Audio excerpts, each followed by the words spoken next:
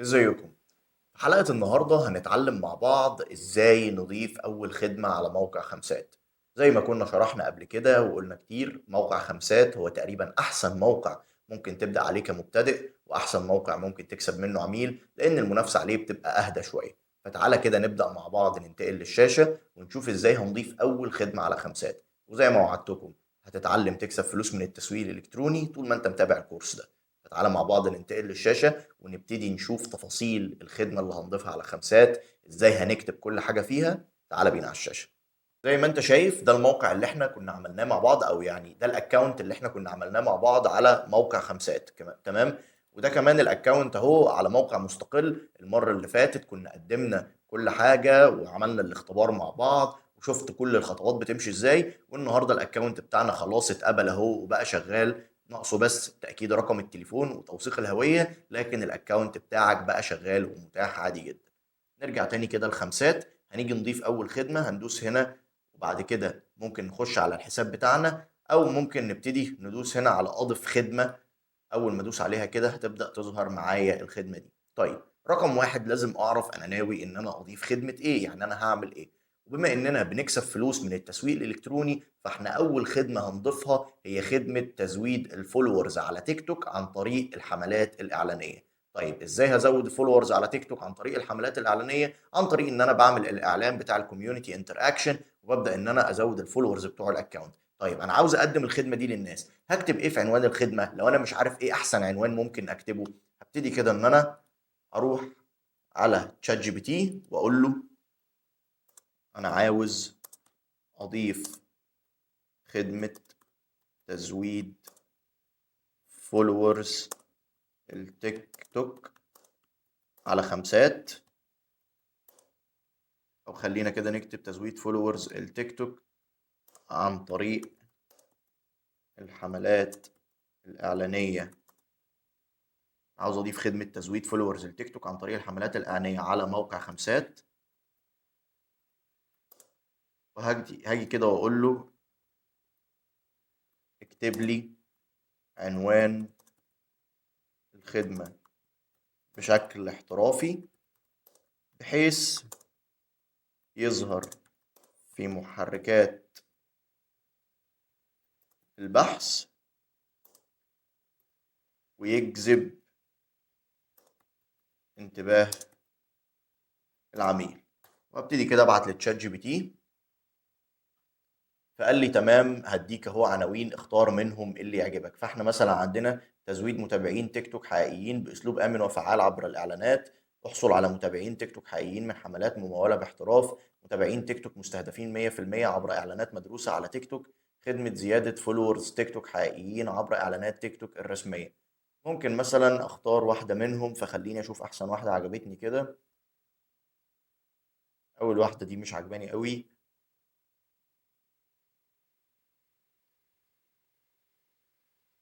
ممكن اختار دي. او يعني عندنا رقم اتنين ورقم تلاتة هم كويسين جدا. انا ممكن اختار رقم تلاتة. خدها كده كوبي. ابتدي ان انا ارجع على الاكونت بتاعي واضيف عنوان الخدمة. يبقى انا كده كتبت العنوان، شفت احنا كتبنا ايه للتشات جي بي تي وهو طلع لي عناوين، فاخترت منهم عنوان. بعد كده هاجي هنا على التصنيف، اختار تسويق رقمي. وبعد كده التصنيف الفرعي، التسويق عبر تيك توك. وبعد كده هبتدي ان انا احدد سعر الخدمه. خلي السعر بتاعك رخيص في الاول، يعني انا هنا هسيبه $5. ومده التسليم خليها اسبوع، لان الحمله الاعلانيه لو انت دارس تسويق وعارف تسويق الكتروني كويس، فانا اقل حمله اعلانيه ممكن اعملها على اي منصه من المنصات بسيبها شغاله اسبوع. فانا هنا هسيب مده التسليم اسبوع، لان انا بفضل مع العميل لحد ما اسلمه الحمله بعد ما تخلص ونتائجها تظهر. وبعد كده هاجي على الكلمات المفتاحيه واكتب، هكتب كمان تسويق الكتروني. ولو انا مش عارف ايه هي الكلمات اللي انا ممكن اضيفها، ممكن اروح كده على برضو تشات جي بي تي واقول له اكتب لي 5 كلمات مفتاحية للخدمة، علشان أضيفهم في موقع خمسات.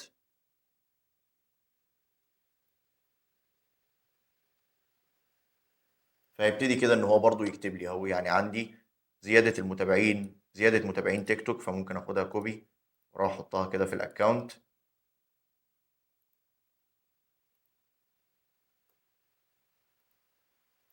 ممكن برضو أروح كده أشوف كاتب لي إيه تاني. حملات إعلانية عبر تيك توك.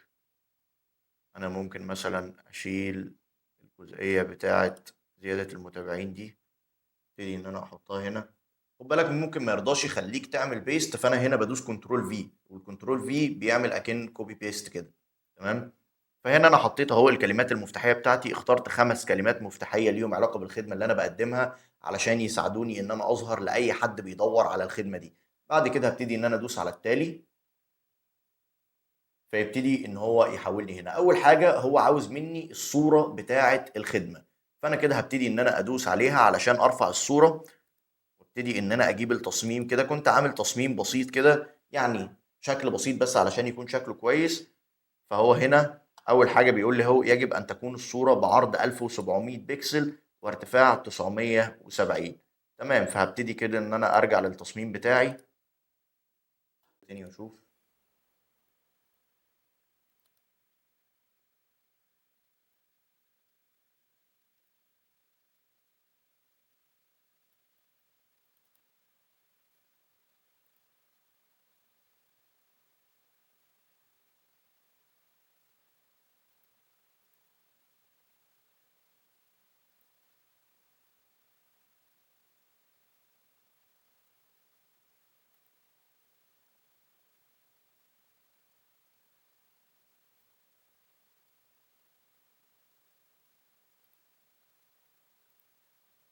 كده التصميم جه قدامي، هبتدي إن أنا أعمل له داونلود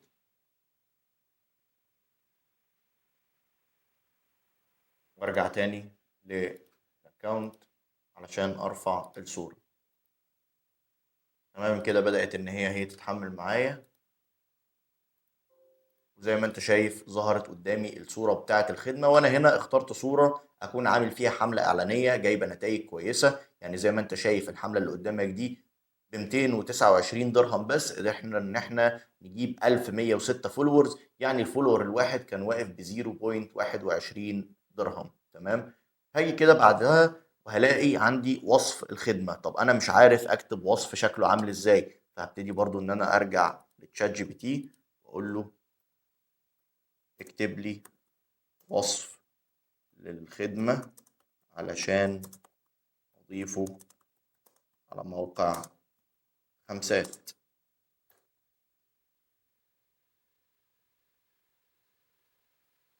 فبدأ أهو يكتب لي وصف زي ما أنت شايف.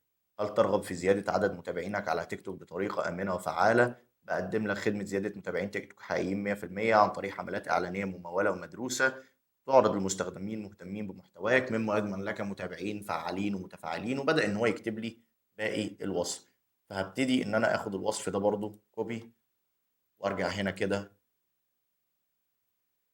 أكتب او اخده بيست. فانا كده كتبت وصف الخدمه بتاعي، وهاجي على مميزات الخدمه ممكن برضو ارجع له كده واقول له اكتب لي مميزات الخدمه. كل الكلام ده طبعا شات جي بي تي بيسهله عليك جدا، علشان انت مش عارف هتكتب ايه، مش في دماغك حاجه تكتبها، ما بتعرفش تكتب محتوى كويس او ما بتعرفش تكتب كلام كويس. شات جي بي تي هيساعدك بكل بساطه ان انت تكتب كل اللي انت عايزه بكل سهوله كده من غير وقت ولا مجهود، وبيكتب كلام كويس جدا جدا. ولكن برضو انت ممكن تبقى تقرا الكلام ده وتبتدي ان انت تعدل عليه بحاجات بسيطه ممكن تكون انت شايفها مناسبه اكتر. كلام معين انت عاوز تغيره، ده برضو هيبقى احسن ان انت تكون بتكتب بايدك، مش يكون الذكاء الاصطناعي هو اللي بيكتب لك كل حاجه. تمام. فانا هنا كده ابتدي ان انا اخد الحاجات دي او المميزات دي وابتدي ان انا احطها هنا. فانا مثلا اخد دي اول حاجه، بعد كده اروح هنا واعمل بيست، وبعد كده اضيف عنصر كمان. ابتدي اخد الميزه رقم 2، وأعمل paste. وبعد كده خُد بالك أنت هنا كل أمّا بتضيف ميزة أو كل أمّا بتعوز تضيف ميزة معيّنة بتدوس على أضِف عنصر للقائمة، وبعد كده ترجع على ChatGPT تاخد العنصر اللي أنت عايزه، بعد كده تدوس copy، بعد كده تعمل هنا paste. تمام. فأنا هنا مثلًا هاكتفي بال3 مميزات دول، طبعًا أنت بتحط مميزاتك كلها بس عشان ما أطوّلش عليك وقت الفيديو إحنا كده فهمنا الفكرة. باجي هنا عند معرض الأعمال وابتدي أرفع أي صور أنا عاملها بالمقاسات دي، علشان ابتدي إن أنا أحط الأعمال اللي أنا عملتها قبل كده أو سابقة أعمالي، الأرقام اللي أنا جبتها من الحملات الإعلانية، علشان أحاول أقنع العميل إن هو يشتغل معايا وأقول له إن أنا جبت نتايج كويسة قبل كده. طيب لو أنت ما اشتغلتش قبل كده أو لسه ما عندكش سابقة أعمال، حاول على قد ما تقدر لو في الأول هتشتغل لأهلك، هتشتغل لأصحابك، هتشتغل لمعارفك، مهم إن أنت يكون عندك سابقة أعمال، لإن ده بيزود فرص كبيرة جدًا في إن العميل يختارك أنت علشان تعمل له الخدمة دي. فلما بيبقى عندك سابقة أعمال ده بيخلّي العميل يثق فيك أكتر ويشوف شغلك ويعرف إنك بتجيب نتايج كويسة، فيبقى مهتم أكتر إن هو يشتغل معاك، فالنقطة دي مهمة جدًا. تمام؟ ده كده معرض الأعمال، وبعد كده بنيجي لأهم نقطة هنا وهو إيه اللي العميل هيستلمه. لازم تكتب هنا بالتفاصيل العميل هيستلم منك إيه، علشان أهم حاجة في مواقع العمل الحر هو الاتفاق، لأن بناءً على الاتفاق ده بيبدأ الموقع إن هو يحفظ لك حقوقك ويحفظ برضه للعميل حقوقه. فأنت لازم تكتب هنا بالتفصيل العميل بتاعك ده هيستلم إيه، إيه اللي هو هياخده منك، أنت هتسلمه إيه وهتاخد قدامه كام، بكل بساطة وبكل وضوح. فأنا هنا مثلًا باقول له هتستلم